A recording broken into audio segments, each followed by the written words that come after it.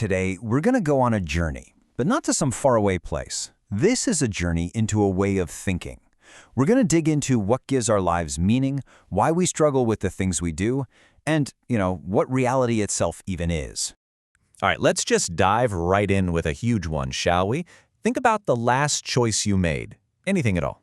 Now, what if I told you that decision wasn't really a choice? What if it was just a predictable outcome of your upbringing, mixed with a very specific cocktail of chemicals flowing through your brain? I mean, if that's true, are any of your choices really free? And if they're not, how can anyone hold you responsible for what you do? Yeah, it's going to be that kind of journey. So, to even begin to tackle questions like these, you have to do something that feels a little radical. You have to be willing to set aside everything you think you know, all your assumptions, and try to see the world as if it's the very first time. And when you get into that mindset, guess what? You're doing philosophy. Now, you've probably heard people use the word philosophy to describe their personal outlook on life. But today, we're talking about a very specific tradition of thought that got its start way back in ancient Greece, over 2,500 years ago. So, picture this. It's around 500 BCE, and there's this incredible intellectual awakening happening all over the globe. And in Greece, this energy led to a totally new way of understanding the world. And here's the wild part. The huge, fundamental questions they started asking back then, we are still wrestling with those exact same questions today.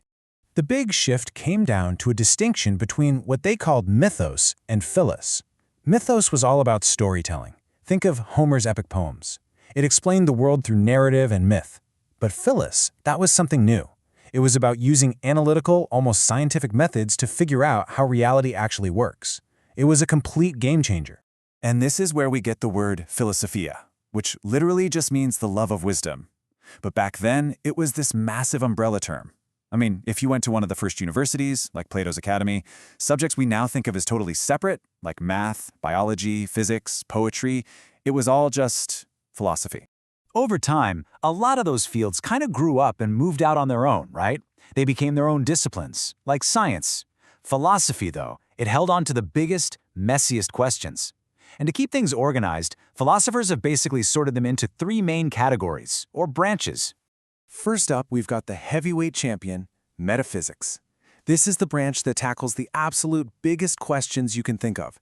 What is the fundamental nature of reality? What is the universe? What does it even mean to be? So what kind of questions live here? Oh, just the small stuff. Like, what is reality really? Is the entire world just matter and energy? Or is there something more to it? Is there a God? And what about us? Do I have a soul that's going to live on after I die? Yeah, no small stuff here. Okay, so if metaphysics asks what is real, our second branch, epistemology, comes along and asks, how do you know?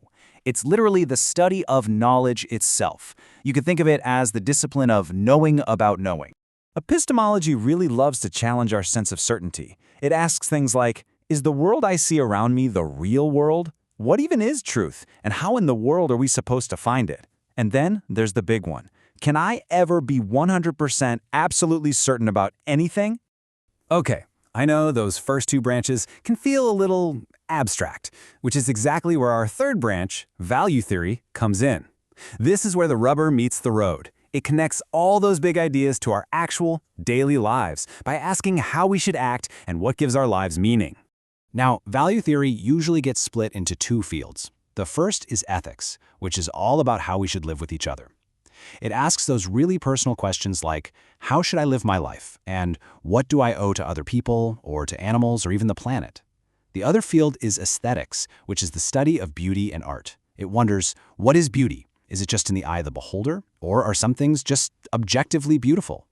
So, we've laid out all these enormous, sometimes overwhelming questions. How on earth do we even begin to answer them? Well, philosophy isn't just about asking questions. It has a specific tool that helps us start building answers. And that tool? It's logic. You can think of it as the philosopher's toolbox. It's what you use to build arguments in a clear, systematic, and sturdy way. And using logic isn't some secret, mystical art. It's a really practical process. It just means 1. Asking really precise questions. 2. Building strong arguments to support your ideas. And 3. Learning how to spot and avoid fallacies. Those sneaky little tricks of faulty reasoning that can totally derail a good conversation. So, metaphysics, epistemology, value theory. I know, it can all sound pretty academic and far removed from real life. But here's the big secret. You are already a philosopher. You do this stuff every single day, even if you don't use that word for it. Seriously, think about it. Every time you try to win an argument with your parents, every time you wonder if you should date someone, heck, every time you decide to eat a salad instead of a Hot Pocket, you're doing philosophy. You're thinking about the world, figuring out what you value, and deciding how to act on it. And this gets to the absolute core of what this is all about. Philosophy isn't about memorizing a bunch of facts or who said what. Success on this journey just means that you know how to think. It's about learning to use your own mind to find answers that make sense to you, and then being able to explain why. Because ultimately, all we have are questions, and all you have is your mind. The whole point of philosophy is to give you the tools to explore life's biggest puzzles for yourself. So I'll just leave you with this. What will you question first?